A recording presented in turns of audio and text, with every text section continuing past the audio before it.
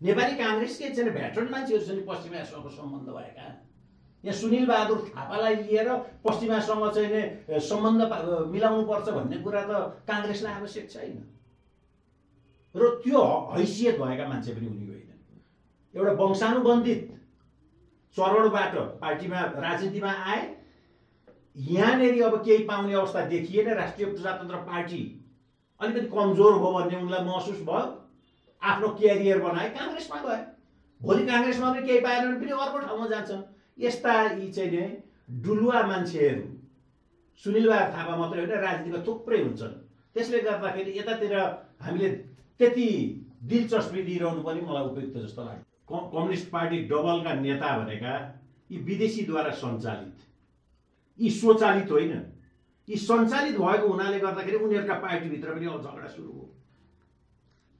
र उनी कम्युनिस्ट पार्टीलाई जुन मैले यहाँलाई अघि नै पनि भनिसकेँ कि जनताले त्यत्रो बहुमत दिँदाखेरि पनि अहिले गर्न नसक्नु, प्रधानमन्त्रीले टुक्का हाँकेर गुड्डी हाँक्ने भन्दा हावादारी गफ भन्दा केही गर्न नसक्नु, अब यो जग जाहेरै छ। म यो सबै कुराहरू भन्न चाहन्न।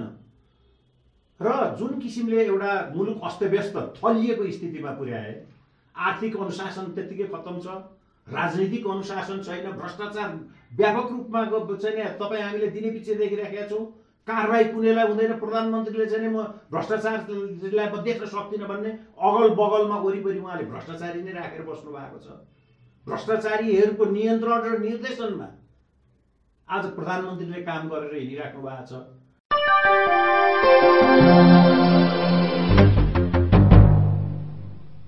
राष्ट्रिय प्रजातन्त्र पार्टीका केन्द्रीय कार्य सम्पादन समितिका सदस्य वसन्तमान सिंह अधिकारीज्यूलाई हाम्रो च्यानलमा स्वागत छ। धन्यवाद। अब सबैभन्दा सुरुवातमा होइन सुनिल थापाजीबाटै गरौँ। अब उहाँले चाहिँ यति धेरै अध्यक्ष भएको पार्टीमा के बस्ने भनेर निस्कनु भएको त होइन कहीँ? अब उहाँ पार्टी छोडेर जानुभयो, अब त्यसमा उहाँका आफ्नै कारणहरू पनि केही होलान्, तर अध्यक्ष भएको पार्टी भनेर चाहिँ उहाँले छोडेर गएको होइन होला जस्तो मलाई लाग्दछ। र पार्टीमा आउने जाने भन्ने कुरा एउटा निरन्तर चल्ने प्रक्रिया हो। यही राष्ट्रिय प्रजातन्त्र पार्टीमा पनि सुरुका दिनदेखि हामी लाग्यौँ र धेरै नेता यो पार्टीमा प्रवेश पनि गरे, पछि यहाँबाट बहिर्गमन पनि भए, तर पार्टीलाई केही फरक परेन। र सुनिल बहादुर थापाले जो पार्टी छोडेर जानुभयो, यसले राष्ट्रिय प्रजातन्त्र पार्टीलाई तात्विक केही फरक पार्दैन। अब राजनीति सेवा हो या पेसा हो भन्ने त निस्क्यो नि। राजनीति भनेको सेवा हो, पेसा होइन। सेवा निशुल्क गरिन्छ। सेवा भन्नाले जनताको सेवा निशुल्क गरिन्छ। सेवा भाव राखेर त्यो गर्ने कुरा हो। पेसा भनेको त्यहाँ मूल्य चुकाइन्छ। मूल्य चुकाइने हुनाले गर्दाखेरि राजनीति यो कर्मचारी जस्तो राजनीति गर्ने मान्छे होइन, राजनीतिक कार्यकर्ता होइन, त्यो सामाजिक प्राणी हो। सामाजिक मान्छेले त्यो गर्ने हुनाले गर्दाखेरि राजनीति सेवाको भावबाट हुन्छ र कोही मूल्य चुकाउने हिसाबले आयो भने त्यो चाहिँ पेसा हो, त्यो राजनीतिक कर्मी हुन सक्दैन भन्ने मलाई लाग्छ। अब यो घटनाले संस्थामा प्रश्न उठ्यो या व्यक्तिमा? यो त प्रश्न उठाउने कुरै होइन, किनभने मैले यहाँलाई अघि नै पनि भने नि कि कति आउँछन् कति जान्छन्। यो शरीरमा कति बुत्ला छन् हाम्रा, ती झरेर पनि जान्छन्, हामीलाई थाहा हुँदैन, फेरि उम्रिन्छन् पनि। यस्ता खालका व्यक्तिहरू आउने, त्यसमा पनि उनी कुनै राजनीति गर्ने मान्छे पनि होइन। युएनएचसिआरमा संयुक्त राष्ट्र सङ्घीय चाहिँ तपाईँको के अरे के यो चाहिँ उच्च शिविरमा काम गरेर आएका मान्छे हुन्। जागिरे थिए। 5-7 वर्ष अगाडि उनी आफ्नो बाबुको हात समातेर राजनीतिमा, किनभने नेपालको राजनीतिमा त वंशवाद हाबी भएको छ। जुनसुकै पार्टीमा हेर्नुहोस्, नातावाद, वंशानुबन्धित व्यवस्था जस्तो ठानेका छन्, प्याट्रिमोनियल सिस्टम जस्तो ठानेका छन् पार्टीलाई। त्यसले गर्दाखेरि उनलाई आफ्नो पिताजी पार्टीको अध्यक्ष हुँदाखेरि लिएर आउनुभयो, चुनाव पनि जित्यो, 2चोटि मन्त्री पनि भए। अब यो पार्टी राष्ट्रिय प्रजातन्त्र पार्टी एउटा संक्रमणको अवस्थामा पनि गुजिराखेको स्थिति छ। पार्टीभित्र जुन किसिमको एउटा वातावरण हुनुपर्ने हो र पार्टीलाई जुन किसिमले चुस्त र दुरुस्त रूपमा अगाडि बढाएर साङ्गठनिक प्रक्रियालाई अगाडि बढाएर लिएर जानुपर्ने हो, त्यसमा केही कमी कमजोरीहरू आएको छ। त्यस पछाडि अब उहाँलाई लाग्यो कि यो पार्टीबाट म माथि जान सक्दिनँ, म यहाँ सङ्घर्ष गर्न सक्दिनँ, किन यी भनेका क्यारियरिस्ट मान्छे हुन्, क्यारियर बनाउन आएका र क्यारियर बनाएपछि अर्को ठाउँमा जाने यस्ता मान्छेहरू अस्थिर हुन्छन्।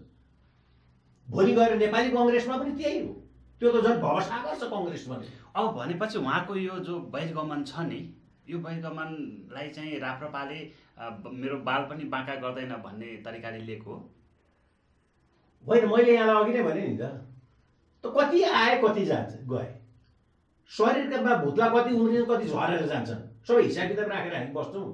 ए भुत्ला बराबरका मान्छेहरू नि यी आउनु जानुसँग केही मतलब रहँदैन पार्टीलाई। पार्टी निरन्तर रूपमा जान्छ। अब विश्लेषकहरूको कुरा पनि म गरिहाल्छु होइन। उहाँले चाहिँ काङ्ग्रेसलाई पश्चिमाको सहयोग बढी चाहिने भएको भएर सुनिल थापाबाट त्यो सहयोग प्राप्त हुन्छ भनेर लगिएको हो भन्ने कुराहरू गरिराखेका छन्, त्यसमा कति सत्यता छ? यो प्रश्न चाहिँ कहाँबाट आयो होला? विश्लेषकबाट होइन, विश्लेषण त विभिन्न आफ्नो चाहिँ दृष्टिकोण अनुसारका विश्लेषण हुन्छन्। अब सुनिल बहादुर थापा संयुक्त राष्ट्र सङ्घीय शरणार्थी सम्बन्धी उच्च आयोगमा काम गरेर आएको एउटा कर्मचारी मान्छे, उसको पश्चिमाहरूसँग के छ? नेपाली काङ्ग्रेस के छैन, भेटरन मान्छेहरूसँग पश्चिमाहरूसँग सम्बन्ध भएका। यहाँ सुनिल बहादुर थापालाई लिएर पश्चिमासँग चाहिँ सम्बन्ध मिलाउनु पर्छ भन्ने कुरा त काङ्ग्रेसलाई आवश्यक छैन र त्यो हैसियत भएका मान्छे पनि उनी होइन। एउटा वंशानुबन्धित चरणबाट पार्टीमा राजनीतिमा आए, यहाँनिर अब केही पाउने अवस्था देखिएन, राष्ट्रिय प्रजातन्त्र पार्टी अलिकति कमजोर हो भन्ने उनलाई महसुस भयो, आफ्नो क्यारियर बनाए, काङ्ग्रेसमा गए। भोलि काङ्ग्रेसमा पनि केही पाएन भने पनि अर्को ठाउँमा जान्छन्। यस्ता यी चाहिँ नि डुलुवा मान्छेहरू सुनिल बहादुर थापा मात्रै होइन, राजनीतिमा थुप्रै हुन्छन्। त्यसले गर्दाखेरि यतातिर हामीले त्यति दिलचस्पी दिइरहनु पनि मलाई उपयुक्त जस्तो लाग्दैन। अब म तपाईँकै पार्टीको एकताको कुरा गर्छु होइन। यो पार्टीको एकता सैद्धान्तिक कि पदलोलुप? राष्ट्रिय प्रजातन्त्र पार्टीको जुन एकता छ यो सैद्धान्तिक सहमतिबाट भएको एकता हो।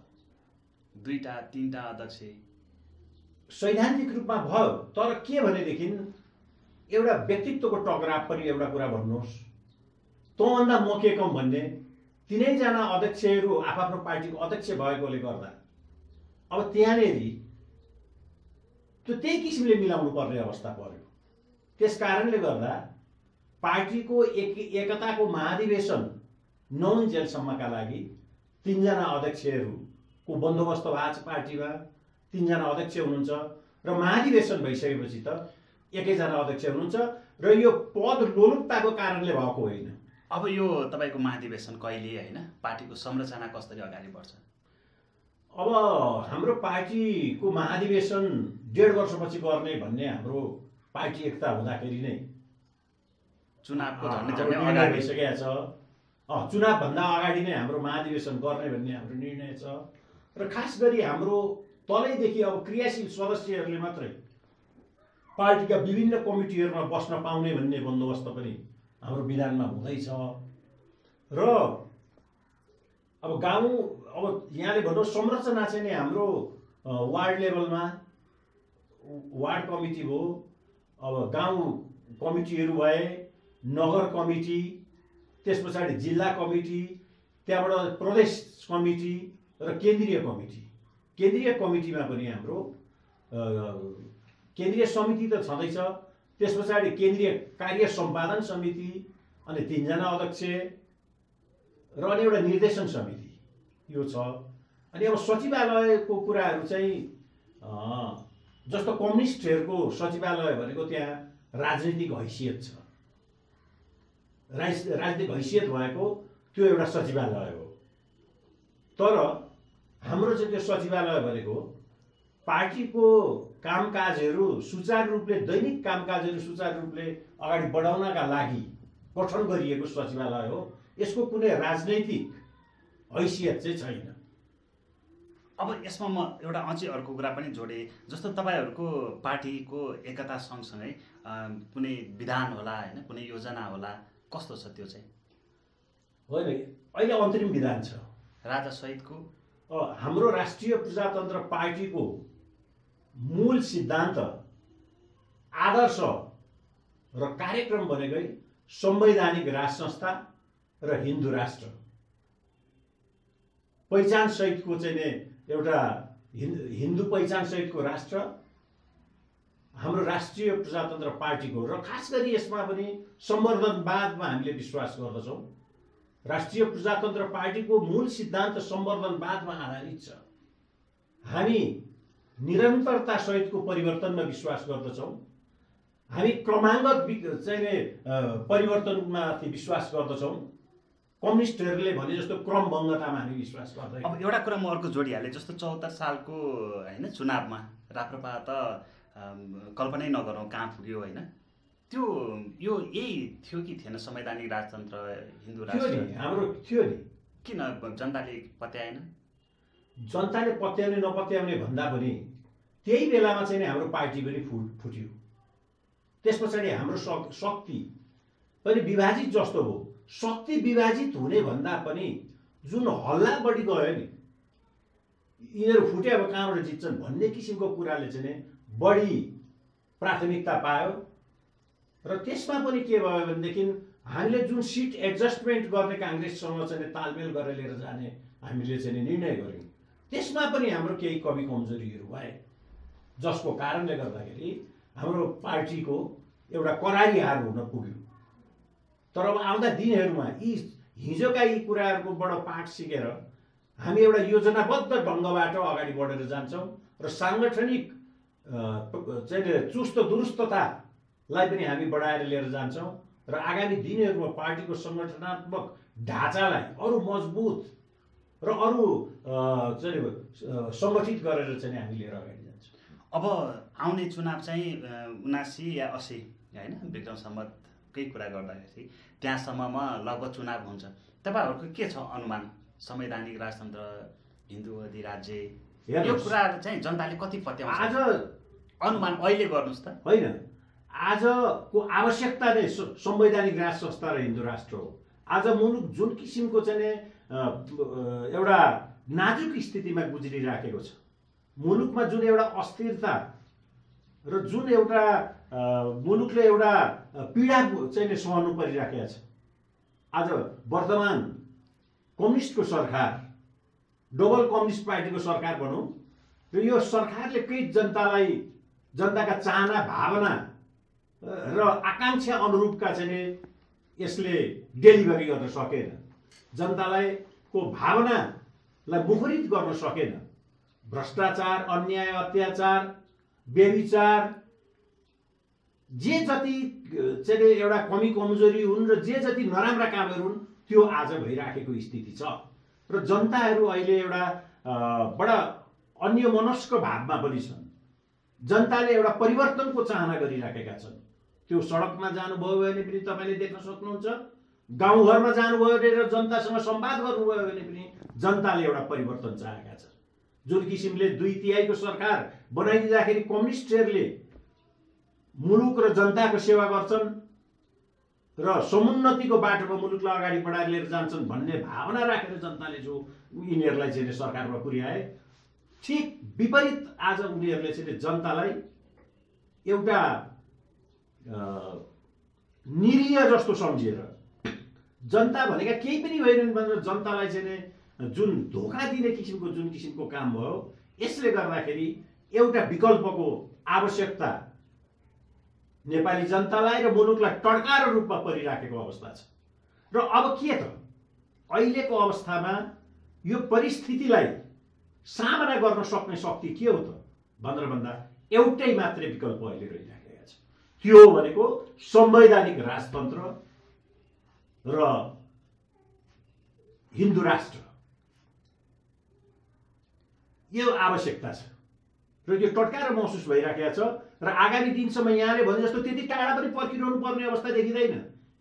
यो जुन किसिमको पोलिटिकल डेभलपमेन्ट अहिले मुलुकमा भइराखेको छ यो आगामी 2-4 महिनामा एउटा चाहिँ नि परिवर्तन यो मुलुकमा हुन सक्दछ र त्यो अब जनताको चाहना नै राजा भएको हुनाले गर्दाखेरि अब विकल्पमा एउटा राजा मात्रै छन्, अरू कुनै नेता र पार्टी पनि देखिएनन् है।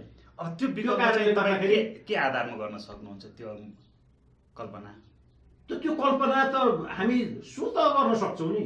अहिलेको यो अवस्था जो मुलुकको जर्जर अवस्था छ, आज आर्थिक भ्रष्टाचारदेखि लिएर राजनीतिक अस्थिरतादेखि लिएर शान्ति सुरक्षामा यस्तो किसिमको खलल आइराखेको छ। आज बाढी पहिरोले एकातिर आक्रान्त भइरहेको छ, कोभिड-19 को चाहिँ अर्कातिर खप्नु परेको छ, गभर्मेन्टले राम्रोसँगले त्यो व्यवस्थापन गर्न सकेका छैन र यस्तो यो मुलुकका जुन प्रत्येक सबै अङ्ग प्रत्यङ्ग अहिले गलेर गएको अवस्था छ। त यो अवस्थामा जनताले अब एउटा विकल्प खोजेका छन् र त्यो विकल्प अहिले बाँकी रहेको भनेको त्यही एउटा राजा मात्रै हो, अरूले काम गर्न सक्दैन। अब राज संस्था फर्काउनको लागि चुनाव पर्खिनु पर्दैन भन्नुभयो नि, होइन? अब यसलाई एकदम ठ्याक्क भन्दाखेरि 1, 2, 3 कारणमा भन्नुपर्दा चुनावबाट राजा आउने होइन, चुनाव लडेर राजा आउँदैन। त्यो त राष्ट्रपति चाहिँ चुनाव लडेर आउँछ, जनताले लिएर आउँछ। भोलि सडकबाट उठाएर लिएर जनताले लिएर आउन सक्दछ। सडकबाटै चाहिँ यो गणतन्त्र ल्याएको होइन। गणतन्त्र कुन किसिमले आयो? गणतन्त्र जुन किसिमले आयो र जनताले ल्याए, जनता भन्दा पनि अब यो त अन्तर्राष्ट्रिय षड्यन्त्रबाटै आयो। यो अब नाम चाहिँ जनताको दिएको छ, तर अब जनता राजा भनेको चाहिँ जनताले नै लिएर आउँछ। त्यस कारणले गर्दाखेरि हामीले अब कुन दुलोबाट आउँछ राजा भन्ने, कताबाट आउँछ भन्नेतिर हामीले ध्यान दिने भन्दा पनि यो क्राइसिस मुलुकमा जो आइराखेको छ यो क्राइसिसले ल्याउने भनेको अब राजा नै हो भन्ने मलाई लाग्छ। अब जनताको होइन प्रतिक्रियाहरू सुन्दाखेरि चाहिँ जो आयो भने पनि त्यस्तै त हो नि भनेर, अब जस्तो राजावादी सङ्गठन या फेरि अभियान या फेरि पार्टी त्यतातिर पनि त विश्वास गरेको देखिँदैन नि। त्यो विश्वास कसरी जित्नुहुन्छ? यहाँको प्रश्न अलिक अब जस्तो कि अहिले पार्टीहरूको जति पनि नेतृत्वमा छन् होइन, विश्वास जनताले नगरिरहेको बेलामा अब राज संस्थातिर आस्था राख्ने नेतृत्वहरूलाई पनि त विश्वास गरिरहेको छैन नि जनताले, होइन?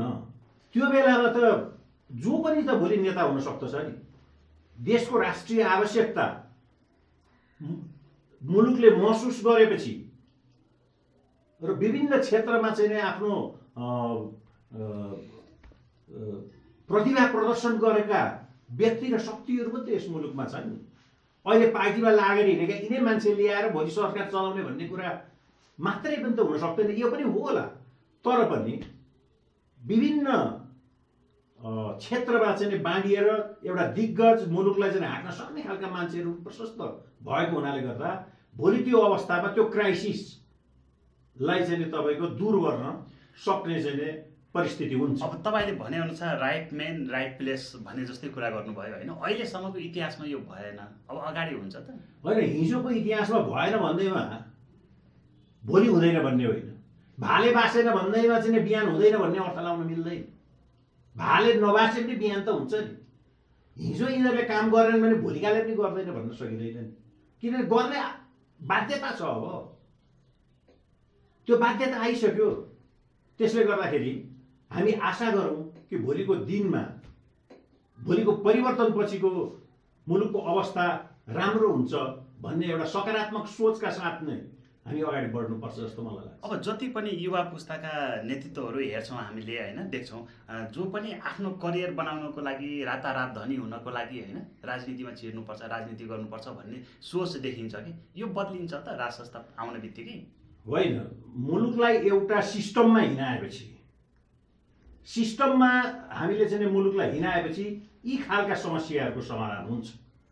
अब युवकको कुराहरू नै गर्नुभयो, युवक हुनासाथै त्यो चाहिँ नै इमान्दार नै हुन्छ, त्यो स्पिरिट र स्पिरिट दुइटै चाहिँ त्यसको हुन्छ भन्ने कुराहरू पनि होइन। म यहाँ युवकको मात्रै कुरा गरिराखेको छुइनँ, बुढाहरूले पनि गर्न सक्दछन्। बुढो जेनेरेसन, ओल्ड जेनेरेसन र न्यू जेनेरेसनको एउटा ग्याल्भनाइज गरेर नि अनि मुलुकलाई अगाडि बढाएर लिएर जानु पर्दछ। किनभने तपाईँको पार्टीमा त्यो कुरा देखिन्छ त अब छ नि। हाम्रो राष्ट्रिय प्रजातन्त्र पार्टीका अब अध्यक्ष कमल थापा नै युवकै हुनुहुन्छ अहिले पनि। अन्य अब चाहिँ पार्टीमा सबै तहमा बसेका नेता तथा कार्यकर्ताहरू युवाहरू नै छन्। राष्ट्रिय प्रजातन्त्र पार्टी नै सबभन्दा बढी युवा भएको पार्टी हो जस्तो मलाई लाग्छ। अब अलिकति म समसामयिकतिर पनि गएँ होइन। तपाईँकै पार्टी जस्तै नियत भोग्दै गरेको अर्को पार्टी छ नेकपा, नेपाल कम्युनिस्ट पार्टी नेकपा होइन। अब यो पार्टीको होइन जो सरकार पनि हाँकिरहेको छ, अन्य कामहरूमा पनि ध्यान दिन सकिरहेको छैन भनेर जो अहिले तपाईँले भने जस्तै सारा जनताले पनि आलोचना गरिरहेकै छन् होइन। अब यो विवाद, यो पार्टीको यो विवाद हो कि रोदन, के देख्नुहुन्छ? हेर्नुहोस्, यिनीहरू भनेका कम्युनिस्ट पार्टी डबलका नेता भनेका यी विदेशीद्वारा सञ्चालित, यी स्वचालित होइन। यी सञ्चालित भएको हुनाले गर्दाखेरि उनीहरूका पार्टीभित्र पनि अब झगडा सुरु हो। र उनी कम्युनिस्ट पार्टीलाई जुन मैले यहाँलाई अघि पनि भनिसकेँ कि जनताले त्यत्रो बहुमत दिँदाखेरि पनि अहिले गर्न नसक्नु, प्रधानमन्त्रीले टुक्का हाँकेर बुढी हाँक्ने भन्दा हावादारी गफ भन्दा केही गर्न नसक्नु, अब यो जग जाहेरै छ। म यो सबै कुराहरू भन्न चाहन्न। र जुन किसिमले एउटा मुलुक अस्तव्यस्त थलिएको स्थितिमा पुर्याए, आर्थिक अनुशासन त्यत्तिकै खत्तम छ, राजनीतिक अनुशासन छैन, भ्रष्टाचार व्यापक रूपमा चाहिँ तपाईँ हामीले दिने पछि देखिराखेका छौँ। कारबाही कुनैलाई हुँदैन। प्रधानमन्त्रीले चाहिँ म भ्रष्टाचारलाई म देख्न सक्दिनँ भन्ने अगल बगलमा वरिपरि उहाँले भ्रष्टाचारी नै राखेर बस्नु भएको छ। भ्रष्टाचारीहरूको नियन्त्रण र निर्देशनमा आज प्रधानमन्त्रीले काम गरेर हिँडिराख्नु भएको छ। त्यसबाट चाहिँ पार्टीभित्र गुट उपगुट भइराखेको छ। दर्जनौं पटक चाहिँ तपाईँको स्थायी समितिको मिटिङ बस्न सक्दैन। यसले के देखाउँछ भनेदेखि अब नेपालमा नेपाली जनताको बीचमा कम्युनिस्टहरूले काम गर्न सक्दैनन्। यिनीहरूले त तपाईँको कम्युनिस्ट भन्ने शब्द कुनै दुरुपयोग गरिरहेका छन्। वास्तविक कम्युनिस्ट नै होइन, यी बुर्जुवाजीहरू हुन्।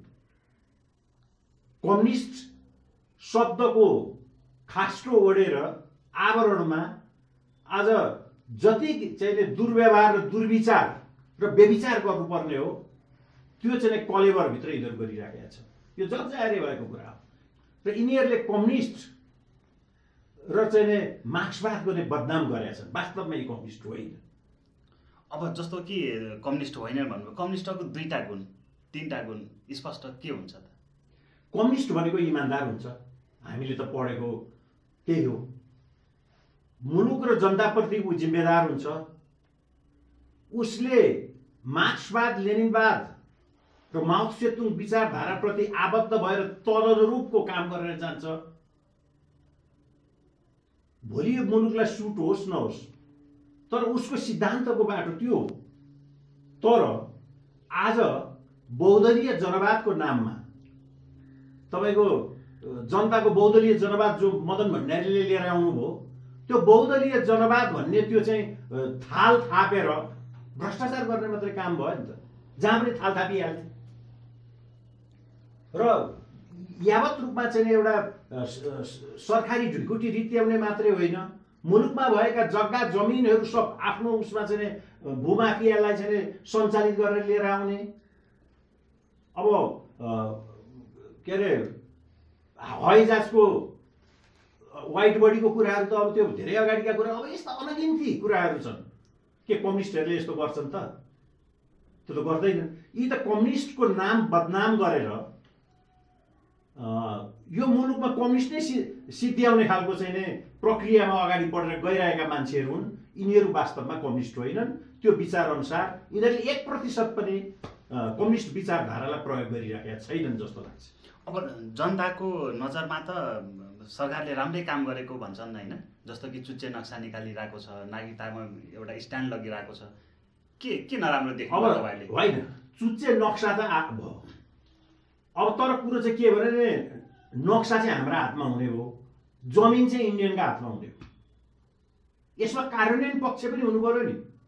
राष्ट्रवादीको नाममा चाहिँ नि ढोङ रचेर हामीले चुच्चे नक्सा ल्यायौँ भनेर यता नक्सा देखाएर फेरि अर्को चुनावमा भोट लिने, अनि जमिन चाहिँ जहाँको त्यहीँ रहने, भारतसँग न डाइलग छ न केही छ, केही गर्नै नसक्ने यो दोहोरो चरित्र भएको राष्ट्रवाद यो कम्युनिस्टहरूको मात्रै हुन्छ, जो अहिले केपी ओलीले गरिराख्नु भएको छ। तपाईँहरूको पार्टी चुनावमा जित्यो, ल के प्रक्रिया हुन्छ यो जमिन फिर्ता ल्याउने?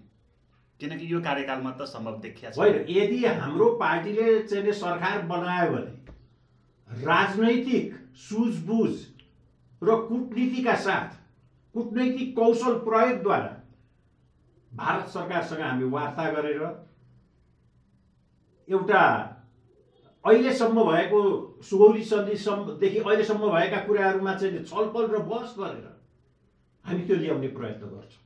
तर ल्याउँछौँ भने म भन्न सक्दिनँ, किनभनेदेखि 60 वर्षसम्म अर्को मुलुकले त्यो भोग गरिसकेको कुराहरूलाई र त्यसलाई एउटा डिप्लोमेटिक सुझबुझका साथ कूटनैतिक प्रयासद्वारा त्यो हामी पहल गर्छौँ। अब यो सरकारले पनि ल्याउन प्रयास गर्यो भनेपछि के गर्नु पर्थ्यो अहिलेसम्ममा? त अहिलेसम्ममा त दुईटा प्रधानमन्त्रीको बिचमा कुराकानी हुनु पर्थ्यो। एउटा झारो टार्ने रूपले चाहिँ एउटा परराष्ट्र मन्त्रालयले एउटा नोट प्रस्तुत गर्यो, अब चुप लागेर बसेका छ। किनभने यिनीहरू हिजो नै चुकेका छन्, महाकाली सन्धिको बेलामा चुकिसकेका छन्, यिनीहरू बोल्न सक्ने स्थितिमा छैनन्। महाकाली सन्धि हुनुभन्दा अगाडि महाकाली सन्धिको महाकाली नदीको उद्गम स्थल कहाँ हो भन्ने त्यो पत्ता लगाएर गरेको भए यो त्यतिखेरदेखि अहिलेसम्ममा यो समस्या समाधान भइसक्यो। 51-52 सालतिरको कुरा, त्यतिखेर त राज संस्था पनि थियो नि हाम्रो देशमा। त राज संस्था त के अरे कन्स्टिट्युसनल मोनार्की थियो नि त, संवैधानिक राजा थियो। कार्यकारी अधिकार त राजासँग थिएन नि, उसले त मिलिट्री मात्रै चलाउन पाउँथ्यो, अरू केही पनि थिएन राजाको। र त्यतिखेर पनि अन्तिम लाल मोहर चाहिँ राजा कहाँ जानु पर्थ्यो, त्यतिखेर राजाको कुरा आउँथ्यो। जस्तो नागरिक विधेयकहरू उसमा चाहिँ लाल मोहर नलाग्दाखेरि त्यत्रा काण्डहरू भए, ऐतिहासिक काण्डहरू भए, दरबार हत्याकाण्डदेखि लिएर दुनियाँ, यो त सबैलाई थाहा भएकै कुरा हो। तर कार्यकारी अधिकार त संसदीय व्यवस्थामा त क्याबिनेटमा हुन्थ्यो प्रधानमन्त्री। त्यस कारणले गर्दाखेरि त्यतिखेर राजाले गरेनन् भनेर दोष दिन मिल्दैन। अहिले संवैधानिक राजतन्त्र फेरि फिर्ता ल्यायौँ भने पनि त कुनै पनि अधिकार राजामा त हुँदो रहेनछ, किन फिर्ता ल्याउने? हेर्नुहोस्, संवैधानिक राजतन्त्र भन्नासाथ ठ्याक्क हिजो के गई थिए ट्याक्कै अहिले पनि यो त्यही राख्नुपर्छ भन्ने कुराहरू छैन।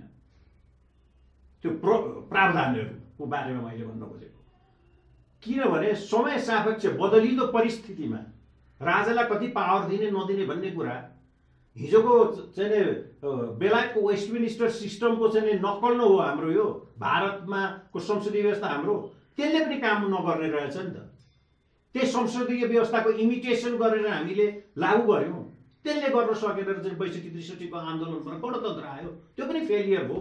अहिले आएर गणतन्त्र पनि फेलियर हो भन्नासाथ हाम्रो मुलुकमा म ठ्याक्कै पञ्चायत त भन्दिनँ, तर एउटा मौलिकता सहितको, नेपाली मौलिकता सहितको हाम्रो आफ्नै एउटा संसदीय व्यवस्था हामीले चाहिँ नि अपनाउनु पर्ने रहेछ भन्ने मलाई अहिले लाग्छ। त्यो बेलामा अब राजालाई कति पावर दिने, हाम्रो सिस्टम कस्तो हुने, त्यो नेपालीपनको सिस्टम हुनु पर्यो। हाम्रो मौलिक चाहिँ समाज र चाहिँ मुलुकमा मौलिक समाज र चाहिँ हाम्रो हावापानीमा आधारित त्यो सिस्टम ल्याउँदा राजालाई कति पावर दिन्छ, त्यो किसिमले हामी जानुपर्छ। नभएदेखि त्यो संसदीय व्यवस्था पनि फेल खायो नेपालमा, र अहिले आएर गणतन्त्र पनि फेल खायो नि, सङ्घीय गणतन्त्र। अब यी सबै कुराहरू लागू गर्न नि अब यो कम्युनिस्ट त तपाईँको बाधक नहोला नै होइन, जो कार्यशैली हेरिरहेको छ, जो तपाईँले विश्लेषण गर्नुभयो। अब तपाईँहरूको प्रतिद्वन्दी भनेको काङ्ग्रेसै होला। अब अहिले काङ्ग्रेस प्रतिद्वन्दी हो कम्युनिस्ट हो भनेर म भन्दिनँ, तर यी दुवै थरी नै हाम्रो विरुद्धमा आए पनि यिनीहरूसँग मुकाबला बिला गर्न सक्ने राष्ट्रिय प्रजातन्त्र पार्टीसँग शक्ति छ र यहाँका कार्यकर्ताहरू छ। हामी यो र ऊ भनेर हामी हाम्रा प्रतिद्वन्दी चोइस गर्दैनौँ। अहिले हामी छान्दैनौँ, पर्दाखेरि हामी एक्लै पनि हामी चुनावमा लड्न सक्छौँ, दुवै थरीसँग पनि हामी जान सक्छौँ। त्यो खालको शक्ति लिएर अब राष्ट्रिय प्रजातन्त्र पार्टी त्यो खालको ढाँचा र संरचना लिएर, सङ्गठनको संरचना लिएर अगाडि बढ्छ र विचलित हुने अवस्थामा राष्ट्रिय प्रजातन्त्र पार्टी छैन। अब तपाईँहरूको राष्ट्रिय प्रजातन्त्र पार्टी मात्रै नभएर थुप्रै होइन अभियानहरू पनि छन्, राज संस्थासँग सम्बन्धित रहेर राजा आओ देश बचाउको एक प्रकारको उद्देश्य नै भनौँ न होइन, त्यो भावना त्यो राखेर हिँडिरहेका छन्। कसरी यो तपाईँहरूको एकता यसमा हुन्छ कि छुट्टा छुट्टै जानुहुन्छ अन्तिममा? हेर्नुहोस्, अन्ततोगत्वा संवैधानिक राज संस्था र हिन्दू राष्ट्र मान्ने पार्टी, व्यक्ति, शक्ति सब एकै ठाउँमा आउनुपर्दछ। त्यो आउनुपर्दछ। त्यो समय लाग्ला, कोही छिटै मिल्लान्, कोही अलिक ढिलो, तर त्यो एकीकृत रूपमा अगाडि बढ्यो भने र त्यो एकीकृत प्रयासबाट मात्रै हाम्रो लक्ष्य हासिल गर्न सक्छौँ हामी। आफ्नो महत्त्वपूर्ण समय र विचार राखिदिनु, त्यसको लागि वसन्तमान सिंह अधिकारीज्यूलाई धेरै धेरै धन्यवाद। यहाँको जुन लोकप्रिय अनलाइन टेलिभिजनले मलाई मेरा भावनाहरू जनताका माझ पुर्याइदिनको लागि जुन किसिमको मलाई यो सुवर्ण अवसर दिनुभयो, यसका लागि यहाँहरूलाई पनि म हार्दिक धन्यवाद दिन चाहन्छु।